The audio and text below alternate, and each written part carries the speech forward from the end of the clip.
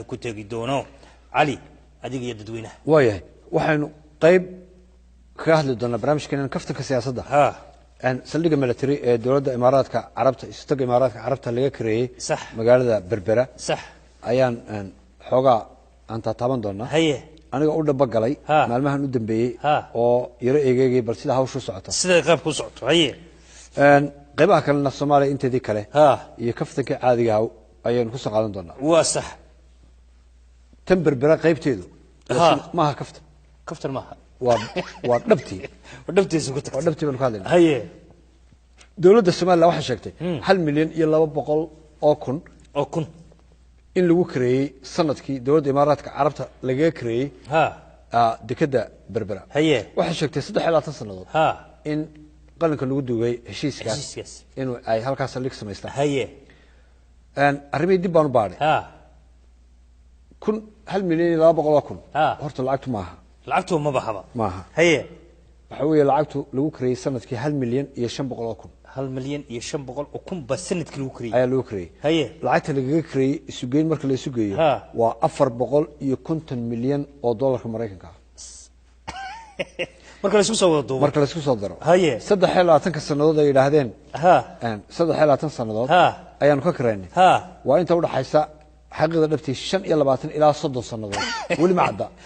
مركز 30 years أي أدو ذا اللي كري هي هشيس كني ما عدا وصف عن الله مصاب بندقين لبض الجولة اللي يروي أبروف كريه وحاهيد لبض الجولة أو تشوب وراء العمري لما هي ماشي كوكلا سهل أفر بيج أو الصومالي كوكران أو وحاي كهذا لي أنا عدين ولو حكومة دو أي هدنا الله ده هشيس بما هي وحنس لهنون تاني هردا هنقطة صح أما النحر كهرا هنقطة هشيس كنا مركز لا أبروف كريه كبعد بانو صوب بندق دونا وحويا مد تشوبة وقصوبها مد وحا ديمقراطية كفوق مد وحوها أي دد جوني أي وتين لكن دد كجوني دي كم فكرين أن ديسكشنا كم سماينين أن مستقبل كدم السومالان يصل لي ميلتري صح وحا أي نقد دولان مركز هرسي دد كواي نور ميستان وحا صار كليب في عربية أو تي في إماراتك كبحي وفسرية قابك هشيس كني لولا قلي أن سومالان مركز هو هرسي وحكوت المامية دولة الصومال سيد أمل لي دماء مركب وركا خريم حلين دولة ير فقير دولة ير فقير يستطيع إمارات عربتها أي هشيس قال وعجايوي أي مسك كيلومتر أيوة هذا هشيس كاس أنت بدأ حيبت تشوق دونان يعني يستطيع إمارات عربتها يحلف فضوز وحي كتير دونان نقدم تقياستي هشيس كان لما صار بندق بانوالي لا اسمه بقول يكونتون مايل يعني لها كيلومتر marka hargeysa iyo berbera waxay isu jiraan 140 kilometer wala dhaafaya hargeysa ila gabileeyo wala soconaya ayaa la soconaya marka hadii xagan loo soo socdo waa min berbera ila gabile oo kala dhulka eeg oo ay dawlad qabsatay ku habsatay wax alla wixii inta 150 kilometer kaas tuulooyin iyo degmooyin iyo reemi jooga waa in hadda ka sii qaxaan deegaanada soo dhan agta la marin doona riyaadka ay ku yeelan doonto waynu eegi doonaa laakiin balbaaxadda iyo qaabka heshiisku uu leeyahay baan yar indhaynayna halkii aan ka idhi ay dawladdu tiri 150 mayl waxa laga kareeyay istaag imaaraadka carabta أنا وحلا لقى مكرم بيستوقع معرض لقى مكرم هذا وأنا فاهمين به دولة أمريكا كاكريست ماشي ورفع لهم بكون عادي بركة إماراتكو والدلال كلا بعض هل كأي كله إمارات كلهم لقى كريست يستوقع حلفة يجا بفهمين به مصلحات أي كشغالين أو مصلحات دي أمريكا لعدتني يجا بحي مركا هل كأي كقاتين هل مليون يلا بقول حقه وحلا قاتي هل بليون يشنبغل وقعنتي لبعض هي مركا عرب بس الصومال ودلال هو فالمركا هو صدق كانوا صبندقة كيف كعربي ده كهذا ليه هشيسك إنه يهاي أفر بقول يكون $1,000,000 سنة كإنه يهاي كون هل مليون يشنبغل أو كون إن 150 كيلومتر وياهي إن لقى دول دونه حوتيين تحايست ودك اليمن أو ديارو أهل كاكا قراعي دونان إن أنا لعق دونين إن دوني اليمن أيلا هاي إيريا باب المندب إلى رفسيجا أي سمران داوشونك. قاعدة إماراتية جديدة في منطقة القرن الإفريقي بوابة البحر الأحمر. هذه المرة اختارت الإمارات جمهورية أرض الصومال لتكون مقرا لقاعدتها بعدما وافق برلمان هذه الدولة الفقيرة على إنشائها في مدينة بربرة على ساحل خليج عدن. العقد الإماراتي يمتد ل30 عاما بقيمة 450 مليون دولار لتطوير الميناء. ترجمات وين تنقوش هي قيبت الواد بن ترجمية هي نين أنالايز قرينية خبير عضيني يسونا وإماراتية هي مش فردية إن دولة إسكيد سمو عودة بليه إسكيد سمو فقير قبل دوريها بس سيدا أورانس يو أمسن إني جوان إذا أنا اعتراف سنين هالشيء كلا رجلي أيا waxaan ka wareystay baa khabiir dhinaca ka socdo imaaraadka buluux noqon doona ninkaas wuxuu leeyahay imaaraadku haddaanu nahay waxaan ku shaqeynaynaa maslaxadda Mareykanka dhulkan Mareykanka ayaanu ka kareynay marka shacabka reer Soomaaliya markuu u horsa ha fahmaan in dhulkan laga kareeyay Mareykanka ee aan laga kareyn imaaraadku ay dilaal ahayd daawasho wanaagsan ninka aan la isgaranaya arrintaas. طبعا يعني الامارات اللي بيسمع القواعد العسكريه يعتبرها قوه عظمى ولها مصالح ممتده في عرض القاره سواء في جنوب اسيا او في القرن الافريقي. هذا الامر طبعا الامارات تقيم هذه القواعد بطلب امريكي، يعني كل قاعده اماراتيه في المنطقه فيك تعتبريها قاعده امريكيه يعني. كلي هذا الكعب مفهمي عليه لكن شوف عم بقول انت كل شيء وين انت كل شيء نوكشك توي وين انت هذه شرح مركز لا ترجمه هي وحوي دولة أنا لا اعتراف سنين وأنا دقالة وين لحين هشيس عين كاسو كلا أصلق ملتري أو صدم سنضاد كسمن صح ما لقى كرين هشيس كان مجدي كران هي أيون يدنا إيجنا إيجدنا هي مركز ورث هشيس عين كاسو كلا دولة أنا لا اعتراف سنين aad bay u adag tahay in lala galo haye way adduunka ma ictiraafsanaba dawlad jirta oo adduunka ictiraafsan ayaa loo baahan yahay inaad wax la saxaxdo sax oo bari ka maalintaad waraqii soo hordhigi qoladana bari way tagayaan ba iska tagayaan badal waxba horay imika 6 bilood kuwa heshiiska la galay bari marka iska tagaan cid lagala xaalo ma jirto reer bari oran karo de هن داية خمس باب بلاد دون مركا مركا هو هرسة هشيس كان وحياة كو قرصون وحكم ده سومالي نورد دولة مريكا كريستة فدرال كالصوماليا أي هشيس كا صوصح يا حي أيه كونتراك قدراس كاللباد هو يسومالا قصد حد بقليا مركا كاللباد بيقليا كاللباد بقليا حقنا إماراتك أي كاللباد قليا مركا اللباد دلال بيسحلي دلالينتي سومالان iyo dilaalintii imaaraadka oo labaduba laba qol ka wakiila ayaa sahlay haye dilaalinta hadana Somaliland marka laga hadlay laftooda saddex inoo imaadeera ay baa doonaya wadanka dhan inay sharciga marsadaan oo dhulka kireeyaan oo waxan iibiyaan haye waa madaxweyne Siilaanyo haye waa Salabaan Gaal haye waa Maxamed Xaashi yow war baxarada isu tagi haye saddexdaan nin oo isku qoys ka kaymi ayaa doonay wadanka oo dhan inay afgambiyaan malaayiin dollar ay bangiyada imaaraad ku shubtaan hadhow ay yiraahdaan meesha rabtaan isla aad ninka yaqaana bal inaan wadan ictiraaf aan la ictiraafin la gali karo heshiis Siilaanyo laftiisa ayaa ka hadlaya inaan waxaas wax dhici karaya Siilaanyo laftiisa laakiin waa goorma waa markuu mucaaradka ha gudoomiyaha والله تشيفيانا بنان حدنا صحيح بلي برجع نروح لعيدنا نلقى هشيس ما جرتو داوا شلون اكسن واحد مقلا واد كودا ورقبتها معادي بلاد maxaa macaarif lusi war macaqli bayna lahayn waynu dalka dunia aan la ictiraafsanayn dunida international law baa jira daan la ictiraafsanayn idina macaarifta soo saari bayso waa been macaadi lagu soo saariyaa ma jirto kuwa saliida kuwii bariga hore la warisiyo meelba force major meel ugu xidhan waxa la warasiinaya way qashinka nuclear-ka lagu qubo weeye meelaha loo war qaadanaya بلوك هبل بانو قادرنا بلوك هبل بانو قادرنا وروح سو سارن لي اركي ما البقار بلا بحكا ما قشين سن با لو دادنيا la geynaya maxaa dhulka wax kale oo kala jeeda bas waxay ku soo saaraysaa سيلان قرم سحسية علي سؤال عجيب sida dadka loo ma jira habaabinayna ayaan ka hadli doonaa waxa ka mid ah dadka cidda wax ma jira habaabinaysa soo saddex nin meena sheeg waxaad igu dartaa gudoomiyaha baarlamaanka Cabdiraxmaan Ciro laftigiis waa ku jira ay sira nasakhaya isna arrimahan meesha ka socda ma fahmin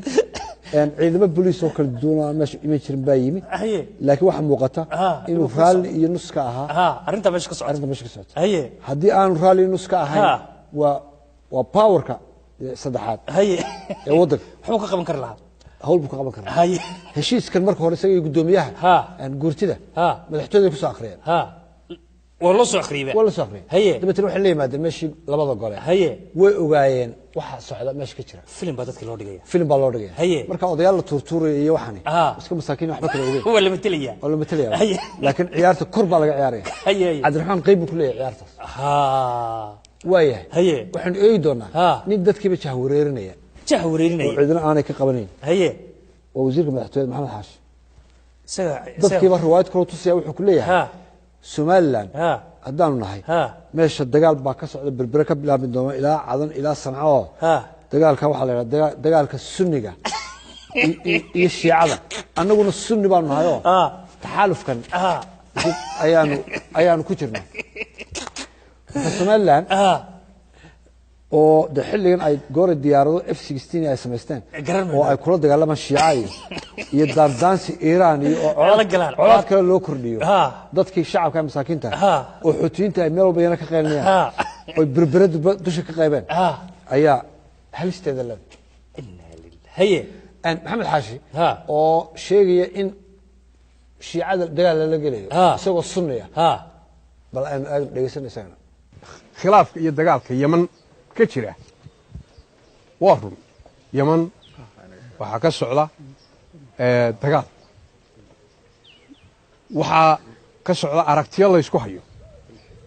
ayaa ka socda annagu madaxweynaha jamhuuriyadda Soomaaliland khudbad sanadeedkiisii buu ku cadeeyay siyaasadeena ku wajahan wadanka Yemen annaga siyaasadaydu waa taa waxa weeye waxaanu la jeeninahay oo la jaalnahay dawladaha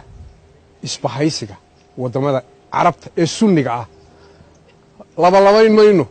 annagu waxaanu nahay fariiqada shiicada ma nihin waxaanu nahay fariiqada sunniga ah ummadani waa sunni marka iminkaba partial bayno dhexdhexaad ma nihin wariye dhex ma nihin dagaalka qayb baynu ka nahay dagaalku maaha ka gacanto keliya waa arrin caqiido salka ku haysa arrintan ayaanu aaminsanahay waxaanu la jaalnahay annagu wadamadaasaan la jaalnay muxuu ahaye muslimka imaaraadkuna waa ka mid kuwaanu la jaalkana inaan bela ka iman ma damaanad qaadaysaa may damaanad qaadi mayno dad uma jirtayna ciddii ina soo doonatana waa iska celiyaynaa umana ragil-in kuwanaynu maanta iskaashanaynaana waa jaalalkaynu leenahay bay ka mid noqonaya xuutiyiinna ka baqi mayno rag baan arkaya dadka iyo bulshada bajinayo le ciqba beela ka soo dhacaysa yaa war qaran xoog lahoo waayo aragoo dagaalkana yaqaan colaadda yaqaan gudubta yaqaan baynu nahay sumad garan iyagaaba ciriiri ku jira iyagaa ciriiri ku jira arrin cajaa'ib goorma halkaa gaari يا قرن دجال كذا وأنا أحكي بسمع دجال بكرة ما صار لهم حب أنا إن لقى فرصة لقى مناقشة ضد هدي يكون رياهي أن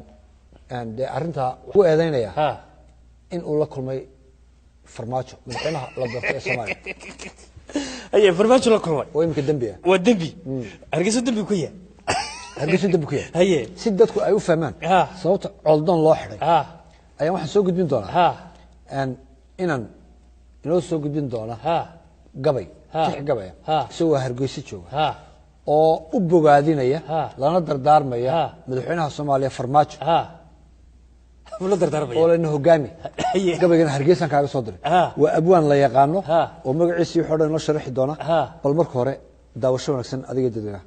daayina bidkiye dibi hooyadii liidata daaqsin tagi waaye dantimooge mira duug la nacay kaaga sii darane dareemada ka badan baahiyaha degalka yaalaaye dabadhilifnimiyo liidnimaan kaaga digayaaye dulmiga iyo laaluushka iyo diradiiraalaynta doqonnimo iyo reernimaan kaaga digayaaye duulaanka gaaladu wadaan kaaga digayaaye dildilaaca dood beena baan kaaga digayaaye dalkeenna la kala ootay baan kaaga digayaaye Ethiopia waxay dabacsantaan kaaga digayaaye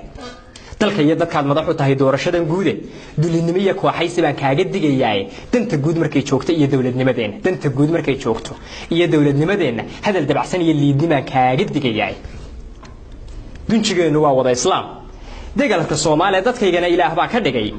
duul walaalaha daliilkii kitaabkii wixii dabada haystaane dalno baragtidiisa iyo xumaan kaaga digayay shisheeyahan dareyska leh khad baa loo dabarayay marna danaha Soomaaliyeed uma dadaalaane dibadaabiye iyo foolxumay nala dul joogaanay Afrikaankan soo duulay baan kaaga digayay Afrikaankan soo duulay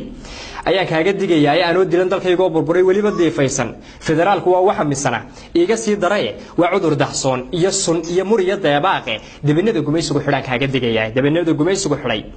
ayaan kaaga digayay in kastoo la kala daatay oo deerna kala ooday in kastoo la kala daadanay oo deerna kala ooday dalka iyagu xaraash maaha iyo dahabka yaalaaye dacwadii badaha waad ogtahay dawga loo maray sida daasnin leeyahay rag baa biil ku doorsaday dekadiya madaarada rag baa dunya dhaafsaday dekadiya madaarada rag baa dunya dhaafsaday iyaguba dambiga ay galeen mala hadiiwaane duuflaaladii hore wixii lagu dilaalayay deeqaha shisheeyuhu baxshay lagu dooxayo dawarsi iyo jaajuusin baan kaaga digayay dawarsi iyo jaasuusin baan kaaga digayay dad cadaalad mooyo wax kale deeqi kari waaye wixii hore inoo daashay waa arrin cajaayib isna wax xidhayaan malaayay lama xidhi karo eg arrintan loo jeedo marka waxa weeye ninka gabayga tiriyay khatarta ah ee aanoo Hargeysa joogan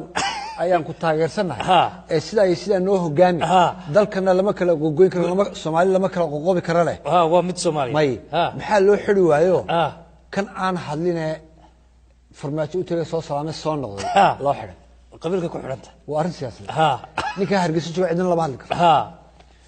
marka ninkan kale waxa loo ereenayo waa cajaayib bal dawladda ayaan ku sii doonaa ya dawladdan weydiinayna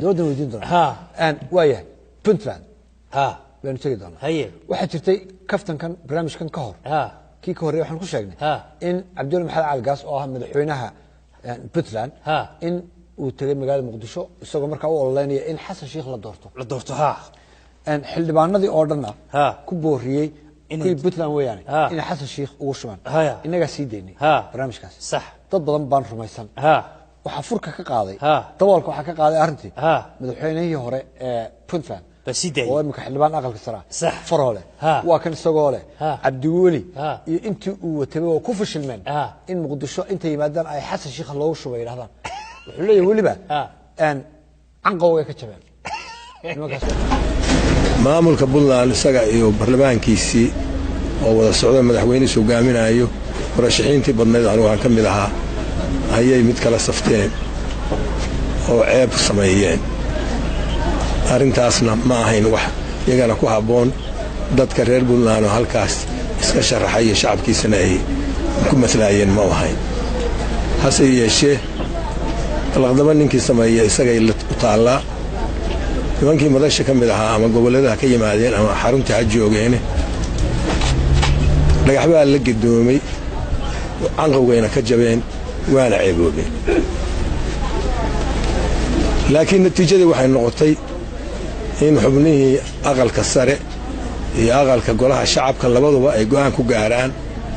inayan u joojin faragelin shisheeye baarlamaanka Somaliland inta aan kaga baxo waxaan tagay baarlamaanka Puntland horta niyo shaki bay ga jira Puntland baarlamaan ya maleeda mismale question mark sababtan tawla waxa weeye kama soo horjeedo laakiin baarlamaan shaqeeyo active ma jirto maaha maalinta Cabdulla Maxamed Cali Gaas uu khudbadaynayo sanadkii mar ayuu hor yimaadaa